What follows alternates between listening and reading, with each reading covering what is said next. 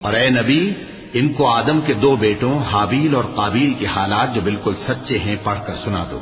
کہ جب ان دونوں نے بارگاہ الہی میں ایک ایک نیاز پیش کی تو ایک کی نیاز تو قبول ہو گئی اور دوسرے کی قبول نہ ہوئی۔ تب قابیل حابیل سے کہنے لگا کہ میں تجھے قتل کر دوں گا۔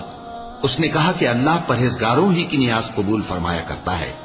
اگر تو مجھے قتل کرنے کے لیے مجھ پر ہاتھ چلائے گا تو میں تجھ کو قتل کرنے کے لیے تجھ پر ہاتھ نہیں چلاؤں گا۔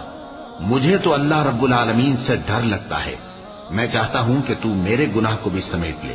اور اپنے گناہ کو بھی، پھر تو اہل دوزخ میں سے ہو جائے،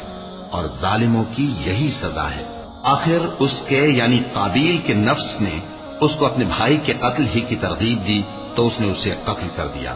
پھر خسارہ پانے والوں میں ہو گیا۔ اب اللہ نے ایک کوا بھیجا جو زمین کریدنے لگا تاکہ اسے دکھائے کہ اپنے بھائی کی لاش کو کیسے چھپائے۔ کہنے لگا، ہائے کمبختی،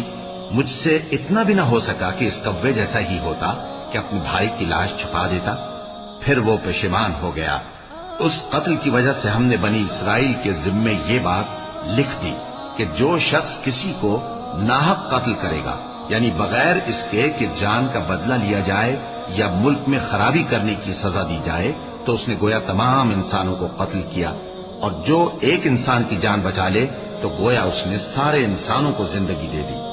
اور ان لوگوں کے پاس ہمارے پیغمبر روشن دلیلیں لا چکے، پھر اس کے بعد بھی ان میں بہت سے لوگ ملک میں زیادتیاں کرنے والے